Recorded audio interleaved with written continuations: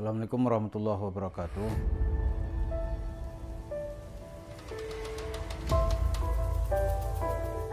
Para pemirsa, di bulan Ramadan ini kebiasaan Rasulullah itu di 10 malam yang terakhir itu ada namanya i'tikaf. I'tikaf di masjid. Nah, sekarang hukum i'tikaf itu hukumnya sunat atau sunnah ya. Sunat yaitu mengikuti keteladanan Rasulullah. Kalau dalam fikih disebut mengerjakannya mendapat pahala, meninggalkannya tidak dikasih dosa. Nah, sekarang kalau kita bandingkan kehidupan misalnya susah ini, harta kita ada pada orang lain, duit dipinjam orang. Katakanlah dalam hal ini menagih hutang kepada Yusuf Mansur. Dia duitnya banyak, kemampuannya ada untuk membayar. Itu hukum menagihnya itu adalah wajib. Kalau tidak ditagih justru kita celaka. Jadi kalau dengan bahasa yang agak simple, itu menagih hutang kepada Yusuf Mansur itu lebih besar pahalanya bagi orang-orang yang menderita karena hartanya diambil oleh Yusuf Mansur. Itu lebih besar pahalanya yang dia dapatkan daripada dia asyik beriktikaf di masjid dan membiarkan dirinya teraniaya gitu. Nah, kok begitu gitu? Ya begitu, agama itu harus dipahami dalam wujudnya yang bentuknya real kalau bisa gitu. Misalnya nih, dalam contoh yang lebih agak luas gitu. Dia terlilit hutang. Ya kan? Dia terlilit hutang. Kontrakan rumah dia belum bayar. Anaknya mau sekolah nggak ada uang. Terus kesempatan ada untuk bekerja mendapatkan uang. Sementara sepertiga terakhir bulan Ramadan orang beriktikaf. Dia harus beriktikaf dulu atau dia mencari kebutuhan hidupnya. Maka di sini ada yang mengatakan kalau iktikaf itu hukumnya sunat, memenuhi hajat kehidupan ini hukumnya wajib. Jadi yang wajib harus lebih didahulukan daripada yang sunat. Ya bekerja di konveksi, katakanlah gitu ya. Ini perlu mencari dan memburu kebutuhan hidup. Gitu. Nah, sementara waktu beriktikaf juga datang.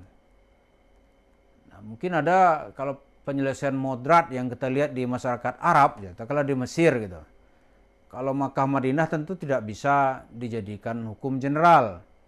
Karena orang-orang yang datang ke Masjidil Haram dan Masjid Nabawi umumnya adalah orang-orang dari luar tanah haram yang secara ekonomi punya kemampuan. Jadi dia boleh untuk i'tikaf 10 hari atau 10 malam yang terakhir dari bulan Ramadan. Nah, adapun kita di sini di negara-negara Arab lain tuh i'tikaf itu ya kalau di Mesir mungkin hanya ramai full itu hanya malam ke-27.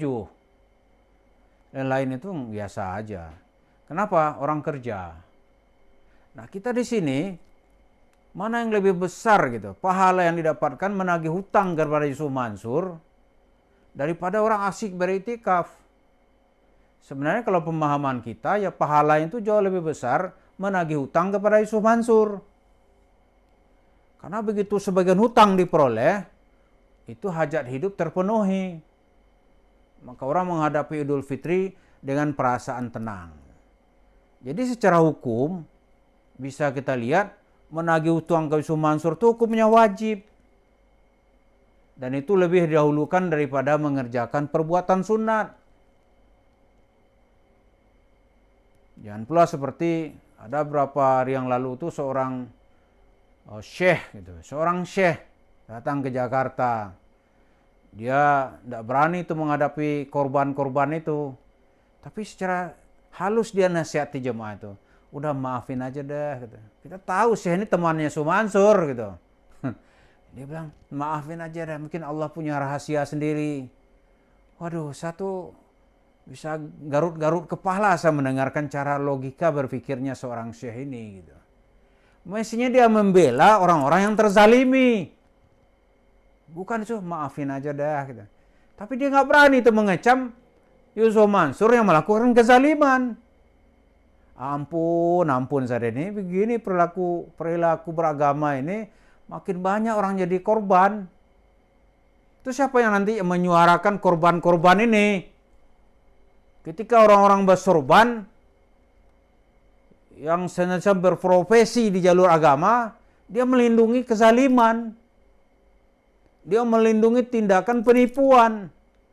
Dan yang lebih berbahaya lagi, dia membenarkan kelakuan yang menista ajaran-ajaran agama untuk mendapatkan uang. Kan lucu ini. Lucu sekali gitu. Tapi biar aja lah orang masing-masing ya. Karena hukum tertinggi itu nanti bagaimana masyarakat menilainya gitu. Kalau yang saya kemukakan ini, kata masyarakat yang jadi korban dah nggak usah diurusin lagi dah ya. Kita kan juga nggak bisa. Tapi sebagai sebuah kebenaran dalil, saya berhak menjelaskan sesuai dari visi yang saya pahami. Tentu dari argumen-argumen Al-Quran, kita siap untuk menjelaskannya. Karena kedatangan Nabi itu, Nabi Muhammad itu, di antara fungsi yang terpenting itu adalah menegakkan keadilan. Jadi Nabi datang bukan untuk menindas atau membenarkan perilaku masyarakat Arab yang telah menindas kehidupan orang-orang miskin. Nabi ikut bersama orang-orang miskin dan berjuang bersama para fukara dan mengembalikan dan melindungi hak-haknya. Karena itu elit-elit Makkah itu sangat membenci dan menentang Nabi Muhammad. Kenapa? Tindakan zalimnya dibuka oleh Al-Quran. Nah mestinya di zaman sekarang, tokoh agama kan namanya apalah gitu. Itu harus berdiri membela orang-orang yang dizalimi. Bahkan bukan malah membius. Maafin aja dah, nanti Allah akan punya rahasia sendiri. Mesti dia suruh orang tuh minta terus. Begitu mestinya. Sampai hak-hakmu dikembalikan. Karena persoalan hak ini, wah itu persoalan sangat penting dalam ajaran Islam. Inilah yang membuat orang tertarik ya untuk masuk Islam itu. Karena hak-haknya dibela oleh nabinya, dibela oleh rasulnya, dan dibela oleh ajarannya. Ini nggak ada itu, wah tokoh agama bekerja sama dengan kezaliman gitu. Kalau begitu ya sekalian aja kerjasama sama koruptor-koruptor gitu. Kan banyak tuh dapat sumbangan nanti. Kemudian janjiin aja lo masuk surga gitu. Seperti cerita Sumansur. Dia janjiin surga. Emang kunci surga dia yang pegang? Kan tidak. Kunci surga bukan syekh yang pegang gitu.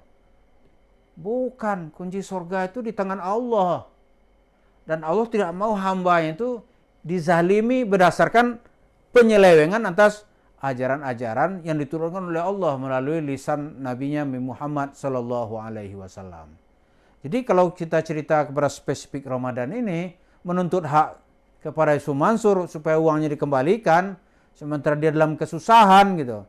Oh itu pahalanya besar, lebih besar daripada orang duduk di masjid beriktikaf gitu. Tapi jangan pula diartikan nanti wah tabaran itu melarang orang iktikaf, bukan. Ini kan ada dua kondisi nih. Yang udah perbekalan cukup, ya dia mungkin bisa menunda gitu. Tapi yang enggak, minta aja. Jadi itulah yang kita pahami dari perjalanan cerita pahala, hak dan kewajiban. Bagaimana mensinkronkannya dalam kehidupan. Dan kita menyimpulkan menuntut hak kepada Yusuf Mansur supaya uangnya kembali, itu pahalanya jauh lebih besar dari orang beriktikaf di dalam kelaparan. Terima kasih. Assalamualaikum warahmatullahi wabarakatuh.